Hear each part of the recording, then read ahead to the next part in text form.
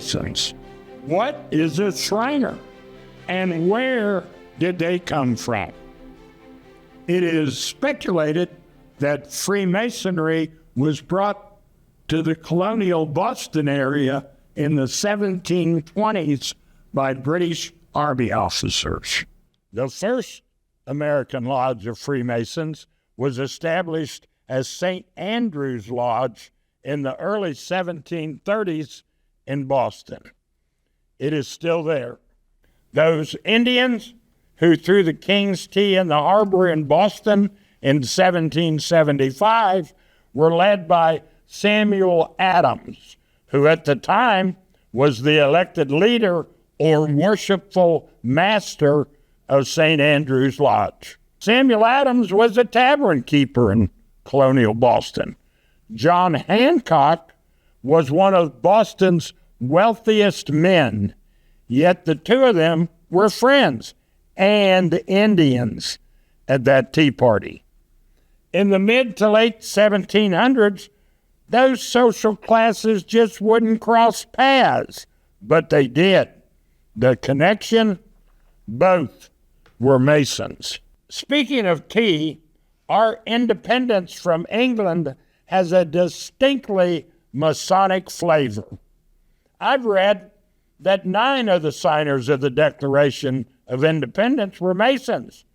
Other accounts put the total as high as 50 of the 56 signers. The truth is somewhere in the middle. When Paul Revere made his famous midnight ride, he was also an officer of St. Andrew's Lodge. The man holding the lanterns in the Old North Church was a Mason, and the man who ordered the ride to warn Hancock and Adams the British were coming to arrest them for the Tea Party was the Grand Master of Masons for Massachusetts. That Mason, Dr. Joseph Warren, was also a general commanding troops at the Battle of Bunker Hill. During the colonial retreat, General Warren remained on the front lines and was shot and killed. Yes, Warren County, Ohio, is named in honor of this founding father. All but one of Washington's Continental Army Command, holding the rank of Brigadier General or higher, was a Mason. Not all Masons were in fighting shape. Ben Franklin comes to mind. We sent him to France to enlist their aid in our fight with the British. He returned with French Mason Lafayette, who helped us defeat Cornwallis at Yorktown. Another European Mason who came to our aid was the German General von Steuben.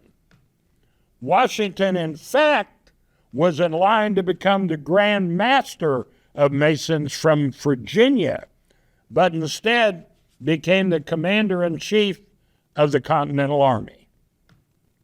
When he took the oath of office as our first president, the governors of all 13 states were Masons. Of our 46 presidents, 14 or 15 have been Masons, and at least 3 more petitioned our fraternity only to have service to country interfere.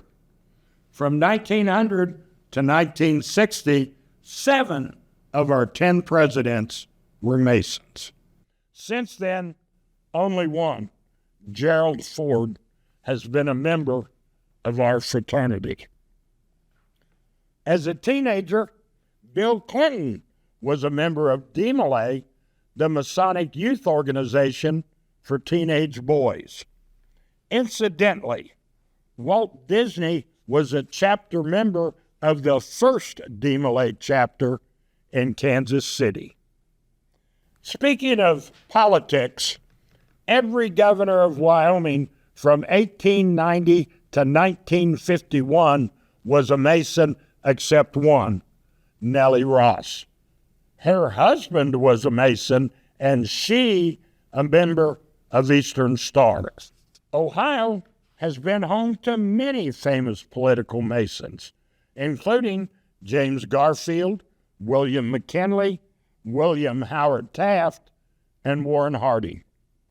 In the 1920 presidential race won by Harding, his opponent was James M. Cox, who belonged to the Masonic Lodge in nearby Middletown, Ohio, served 3 terms as Ohio's governor, and had Franklin Delano Roosevelt as his running mate.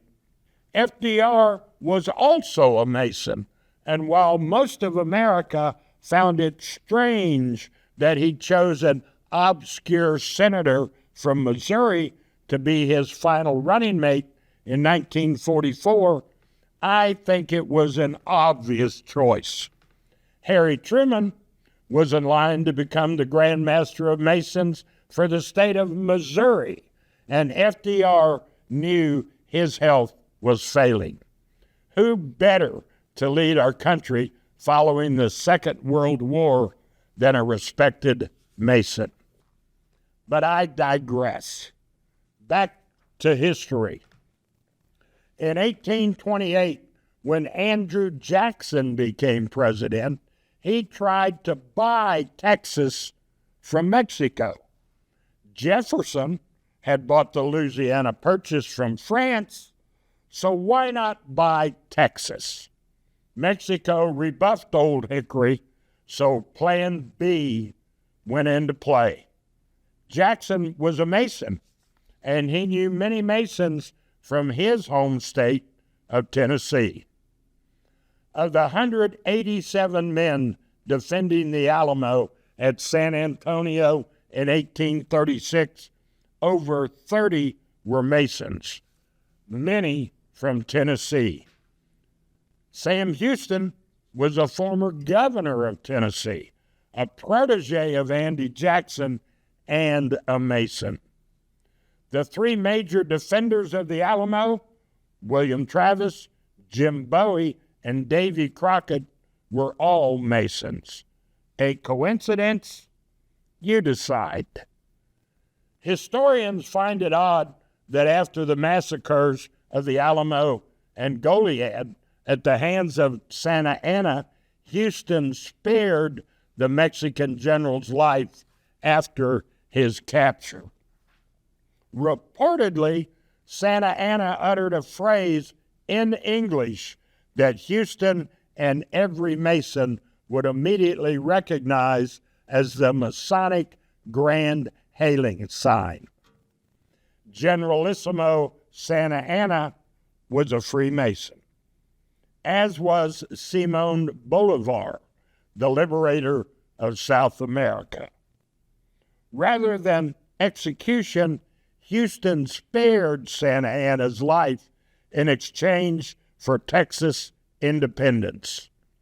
Santa Anna agreed and never returned to Texas.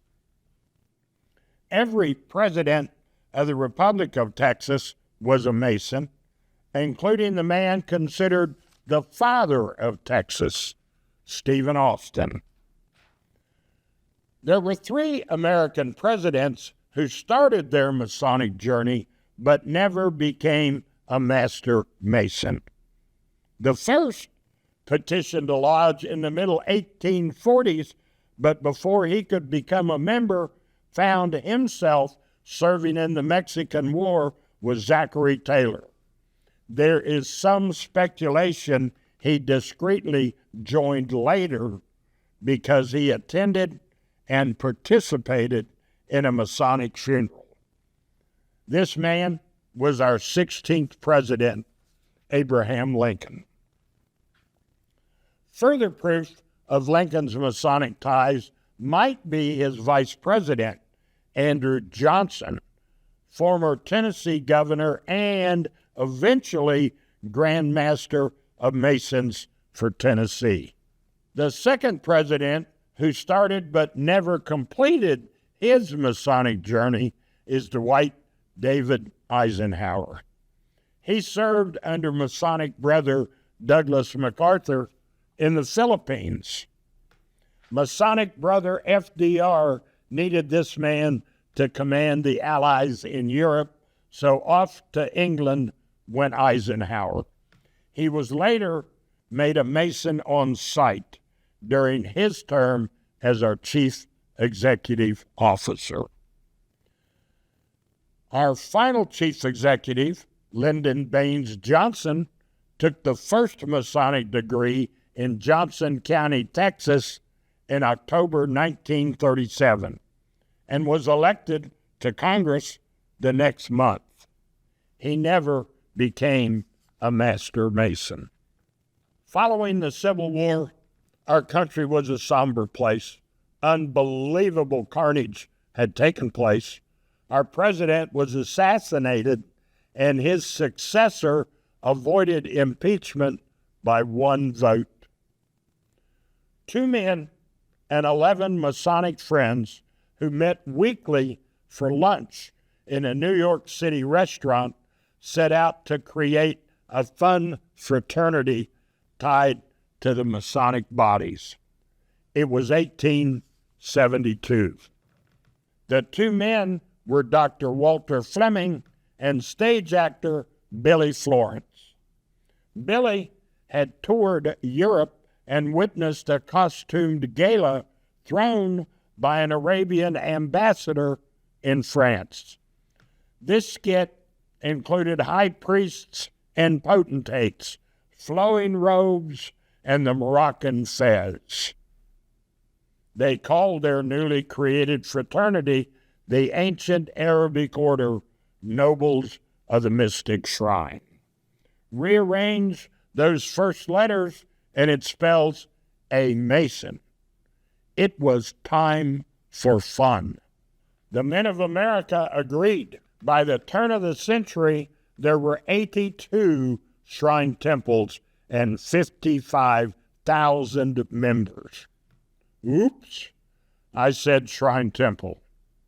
You know, neither the Masons nor the Shriners are a religion, though we do believe in a supreme being. In fact, we aren't even a strictly Protestant organization, which is also a misconception. Freemasonry was brought to Costa Rica in 1865 by a Catholic priest named Francisco Calvo. Italian patriot and member of the Catholic faith was Masonic brother Garibaldi. Mozart was a Mason, and the magic flute is about Masonry. Once again, war, only this time a world war.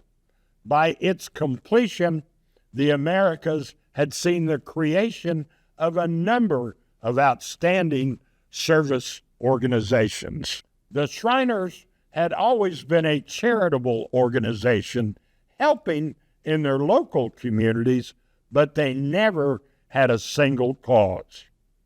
For a few years, many ideas were discussed, but a consensus never reached.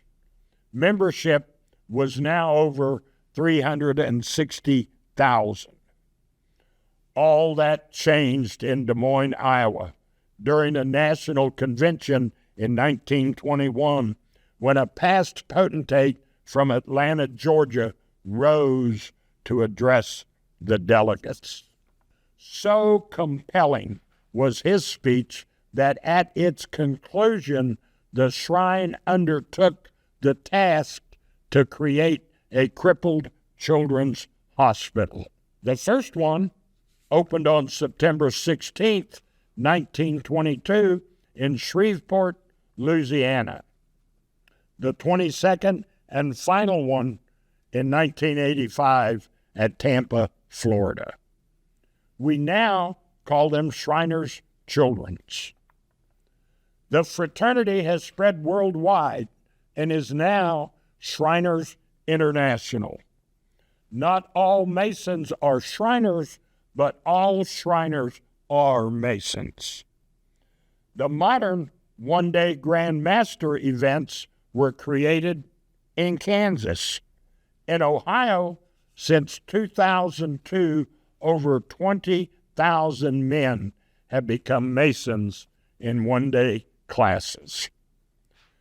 We school candidates on King Solomon's temple and our ancient roots, but for the most part, new members and old don't really know our history in America. The National Treasure movies and Dan Brown's books created a real interest in our fraternity, and the general public wants to know more. We need to deliver for the members we've gained over the recent decades and the ones we hope to attract in the future. We all need a passion. This history lesson is mine.